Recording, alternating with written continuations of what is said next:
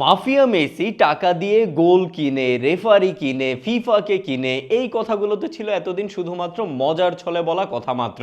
কিন্তু এবার বোধ হয় এই কথাগুলোর সত্যতা মিলতে যাচ্ছে। বিশ্বকাপ চলাকালীন সময়ে আমেরিকায় বসে আর্জেন্টিনা ফুটবল অ্যাসোসিয়েশন বা এএফ এর বিরুদ্ধে অস্বাভাবিক লেনদেন নিয়ে তদন্তে নেমেছে এফবিআই। তাও আবার যেন তেন অ্যামাউন্ট না, $300 মিলিয়ন বা 3,600 কোটি টাকার অস্বাভাবিক লেনদেন করেছে এএফএ বা আর্জেন্টিনা ফুটবল অ্যাসোসিয়েশন। আন্তর্জাতিক সংবাদ মাধ্যম টক sports, the Times of India, the Business Standard, NDTV এবং আর্জেন্টিনার সংবাদ মাধ্যম লা নাসিওনের প্রতিবেদনে বলা হয়েছে এএফএ বা আর্জেন্টিনা ফুটবল অ্যাসোসিয়েশনের এসব অস্বাভাবিক আর্থিক লেনদেন খতিয়ে দেখছেন এফবিআই। তবে বলে রাখা ভালো, এই তদন্তটা কিন্তু বিশ্বকাপে আর্জেন্টিনার খেলা কোনো স্পেসিফিক ম্যাচ যেমন কেপ ভার্দে বা মিশরের বিরুদ্ধে খেলা কোনো ম্যাচের উপর তদন্ত হচ্ছে না। সোশ্যাল মিডিয়ায় অনেকে এটাকে ম্যাচ ফিক্সিং তদন্ত হিসেবে উল্লেখ করলেও এখনো পর্যন্ত কোনো নির্ভরযোগ্য সূত্র কিন্তু এটা বলে নাই যে এই তদন্তটা আর্জেন্টিনার ম্যাচ ফিক্সিং এর উপর তদন্ত হচ্ছে কিংবা আর্জেন্টিনার খেলা কোনো ম্যাচের উপর তদন্ত হচ্ছে। মূলত এই তদন্তটা করা হচ্ছে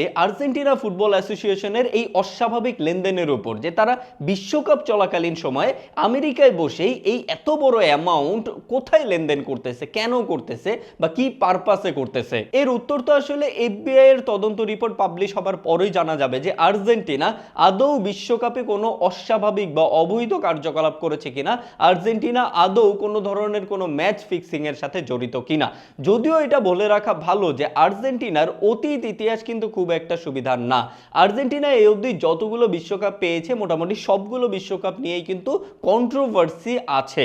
যাকে সেসব কথা আমরা অন্তত বিশ্বাস করতে চাই যে আর্জেন্টিনা এই ধরনের কোনো অস্বাভাবিক বা অবৈধ কার্যকলাপ করবে না।